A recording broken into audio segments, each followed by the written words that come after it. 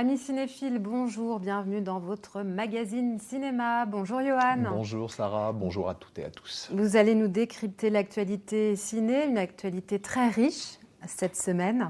On va commencer par un film, J'accuse de Polanski, très beau film, un peu décrié sur les médias, il est un petit peu sous les feux des projecteurs. Oui, alors pour des raisons très mauvaises, donc on va éluder le problème tout de suite. Ce que l'homme a éventuellement fait et d'éventuelles poursuites judiciaires concernant un artiste, eh bien c'est tout à fait normal que ça existe s'il y a le lieu d'être. Après, il y a des œuvres aussi, et je crois qu'il faut vraiment savoir faire la part des choses. On monte beaucoup de choses en épingle parce qu'on dit forcément que J'accuse a une résonance avec un homme qui se bat pour prouver son innocence, donc d'accord, mais c'est avant tout un très très très grand film de cinéma sur un moment de notre histoire qu'on connaît tous sans véritablement le connaître, parce que ça remonte déjà à la fin du 19e, donc ça à l'école, voilà, même. tout à fait, il y a un certain temps. Mais bien qu'on ait appris ça à l'école, on va voir dans ce film, qui est aussi une réussite pour ça, qu'on va apprendre énormément de choses et se souvenir des détails, et dans ce genre d'histoire, les détails ont leur importance. Donc voilà, je pense qu'il faut vraiment resituer le débat. Ce soir, on parle avant tout de trois très très grands films français, et en tout premier, ce J'accuse. De Polanski, voilà. 23e long métrage. Oui, tout à fait. Alors voilà, il fait partie. Ces derniers temps, on a abordé des réalisateurs dont on ne compte plus tellement l'œuvre est importante. Là, il revient à un film avec une certaine forme classique. C'est pas la première fois qu'il fait ça, mais ces derniers films, notamment La Vénus à la fourrure, étaient vraiment des incursions dans le monde contemporain. Et là, c'est vraiment le film d'histoire, mais traité comme un thriller, comme un film d'espionnage aussi, avec de multiples coups de théâtre et des protagonistes riches en couleurs.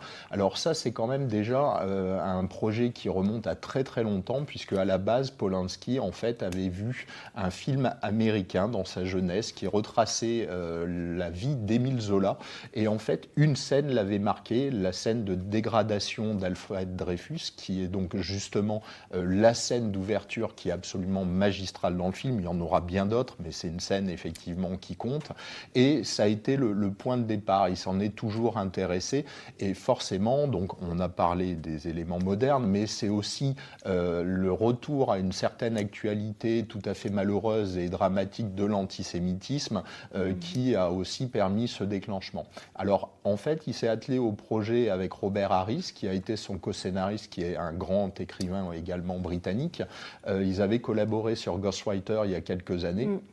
Et donc, ils avaient envie tous les deux de s'attaquer à cette montagne, mais ils avaient un premier souci, c'était qu'ils voulaient le faire du point de vue de Dreyfus. Et le problème de Dreyfus, c'est que, eh bien, pendant ces longues années où il aura été emprisonné de manière injuste, eh bien, l'action et ce que l'affaire avait de trépidant, les coups de théâtre, les protagonistes que j'ai déjà évoqués, eh bien, ça se passait à Paris, très loin de l'île du Diable, dans laquelle il était enfermé. Donc, ils ont retravaillé, notamment Robert Harris a sorti un livre très très documenté sur l'histoire, il s'est plongé, il a fait des recherches très très poussées, et ils ont découvert un personnage absolument essentiel qui est ce fameux colonel Picard, interprété de manière magistrale par Jean Dujardin, qui en fait, après avoir assisté à la dégradation, à l'affaire, à l'accusation, eh bien, il s'est aperçu, on lui a offert le poste de directeur du contre-espionnage. Alors ça, c'est une partie absolument fabuleuse du film, parce qu'on voit les tout débuts du contre-espionnage, et rien que ça, c'est assez gratiné. Et c'est un homme qui correspond vraiment à son époque, c'est-à-dire qu'il faut replacer, il était antisémite comme tout le monde, en fait, plus par tradition que par conviction. Et c'est une époque dramatique où, effectivement, on trouvait des pamphlets antisémites dans les librairies, dans les bibliothèques, sans que ça pose le moindre problème. Et lui, par contre, il va vraiment avoir envie, quand il va avoir des doutes que les preuves semblent avoir été fabriquées, eh bien, contre l'époque, où vraiment la grande muette, c'était l'armée. À cette époque-là, c'était l'armée qui dictait sa loi, et le moindre personne, y compris le petit grain de poussière à l'intérieur, qui venait semer la zizanie, c'était extrêmement mal vu. Déjà, même par rapport à notre époque contemporaine, il y a un pas qui a été franchi.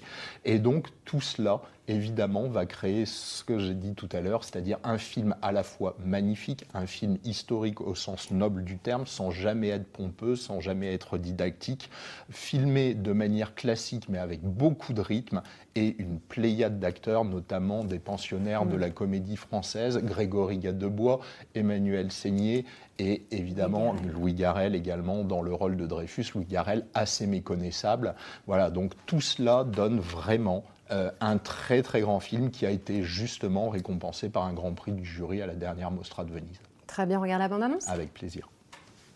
Au nom du peuple français, le premier conseil de guerre du gouvernement militaire de Paris a reconnu le nommé Dreyfus Alfred coupable du crime de haute trahison. La leçon à tirer du châtiment de Dreyfus est de montrer au monde ce que nous faisons des traîtres. Vous êtes désormais responsable du renseignement. Mon colonel, si nous découvrons que Dreyfus n'est pas de traître, je pense que nous devrions agir rapidement dans l'intérêt de l'armée. Bon Dieu, mon colonel, laissez tomber. Ce sont eux les chefs. Nous suivons leurs ordres. Je ne veux pas d'une autre affaire Dreyfus. Ce n'est pas une autre affaire Dreyfus, mon général. C'est la même. Où est le dossier secret sur Dreyfus? Désormais, je m'en chargerai personnellement. On intercepte mon courrier. Je suis constamment suivi. Peux-tu prouver tout cela? Je voudrais éviter un scandale. C'est déjà un scandale. Tu devrais quitter Paris quelque temps. Et toi? J'ai l'honneur de vous présenter Monsieur Émile Zola. Quelqu'un doit exposer toute l'histoire. En tant qu'officier d'actif, je ne peux rien écrire là-dessus. Vous non, mais moi si. Demandez, Laurent, demandez! J'accuse le général Mercier de s'être rendu complice d'une des plus grandes iniquités du siècle. J'accuse le général Billon d'avoir eu les preuves de l'innocence de Dreyfus et de les avoir étouffées. J'accuse les experts en écriture d'avoir fait des rapports frauduleux. Traître! Quand une société en est là, elle tombe en décomposition.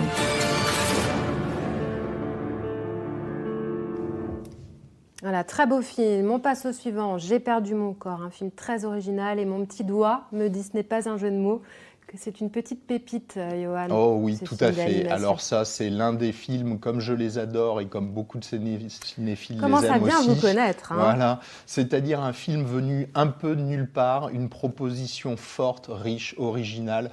Et quand on se met en place dans son fauteuil et qu'on assiste à un tel spectacle en ne sachant pas trop ce qu'on va voir, on le prend en pleine figure. C'est vraiment l'un des grands films de cette année. De toute manière, il a été récompensé à Annecy, donc Festival international du film d'animation, vraiment le lieu où l'on sait de quoi on parle quand on parle de film d'animation. Il a été évidemment beaucoup commenté aussi après son passage à Cannes. Ouais. C'est un projet absolument incroyable. Alors, j'ai appris justement en me documentant sur le film que ce n'était pas une histoire originale, mais une adaptation du roman Happy End de Guillaume Laurent, donc qui est un auteur et notamment un scénariste qui a beaucoup collaboré avec Jean-Pierre Jeunet. C'est lui notamment qui a coécrit Le fabuleux destin d'Amélie Poulain et bien d'autres. Et donc à la base, eh bien, il y a aussi un Marc Dupont-Avis qui est producteur, qui s'est essayé il y a quelques années donc à la production de longs métrages, notamment avec le succès rencontré par Johann Sfar avec son interprétation du Gainsbourg Vie héroïque. Suite à ça, il avait très envie de faire une proposition forte autour du film d'animation là pour adultes. Hein. On est clairement, alors rien de choquant dans le film, mais on n'est pas dans le film d'animation familiale. Et il avait cette idée, ce bouquin absolument incroyable, avec un pitch dingue. Donc en fait, on a deux personnages, Naoufel, un jeune immigré qui se rapproche et tombe éperdument amoureux. C'est un jeune vraiment bien dans notre monde contemporain, avec aussi ses problématiques, qui n'est pas très soutenu par sa famille, qui a une certaine difficulté à trouver sa place, d'autant qu'il a perdu ses parents, et il va se rapprocher, tomber amoureux d'une jeune fille, Gabrielle. Et en fait, le début du film, eh bien, il y a aussi en parallèle une main qui sort d'un labo et qui cherche à retrouver son corps. Donc on va assister en parallèle à l'évolution de ces deux destins et c'est absolument incroyable. On va regarder les images tout de suite.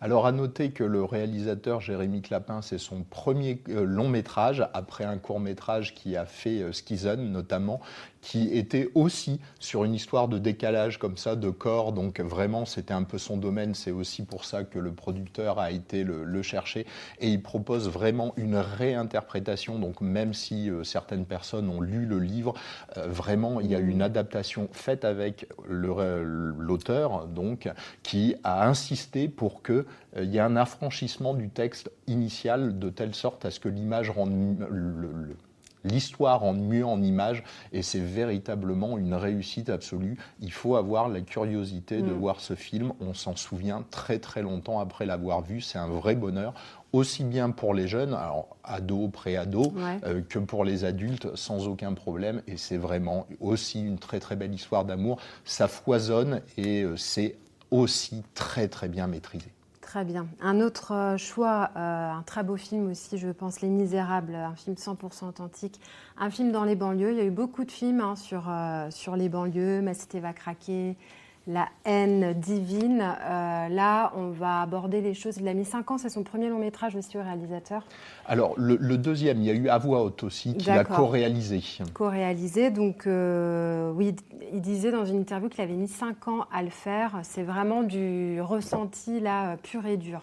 Alors, je dirais même que c'est encore plus que ça, parce que donc l'histoire de Ladjili, puisque c'est de lui qu'il s'agit, le réalisateur, en fait remonte au tout début de l'épopée Courtrajmé. Alors Courtrajmé, c'est ce collectif de jeunes réalisateurs qui a été emmené notamment par Kim Chapiron et Romain Gavras.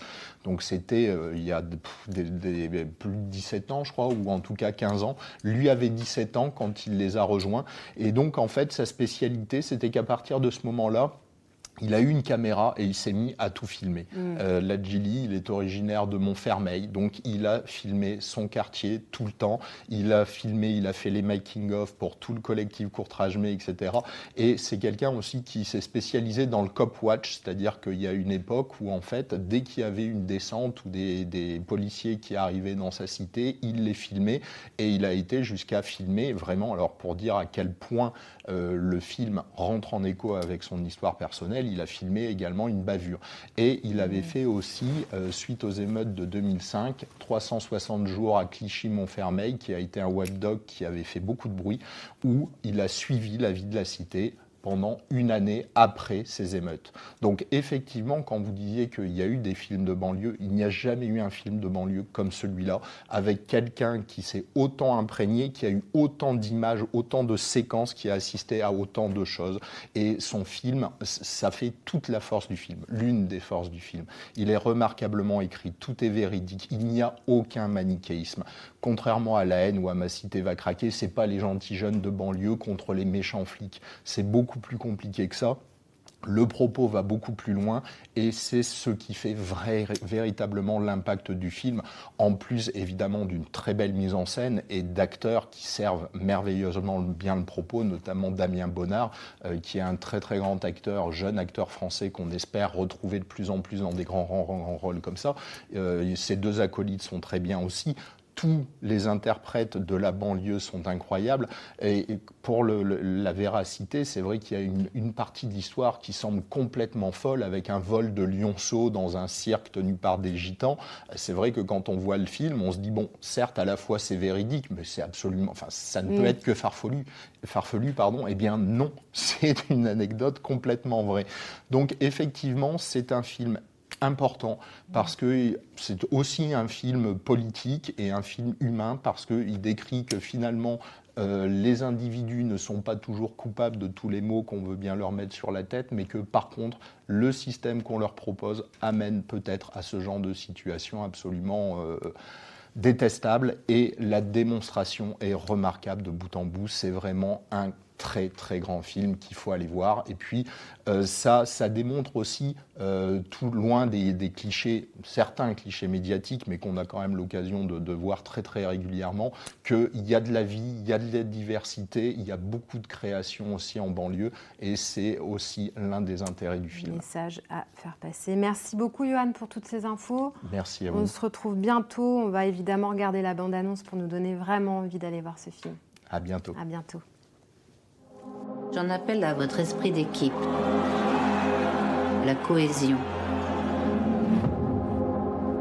Sans cohésion, pas d'équipe. Et sans équipe, on est seul.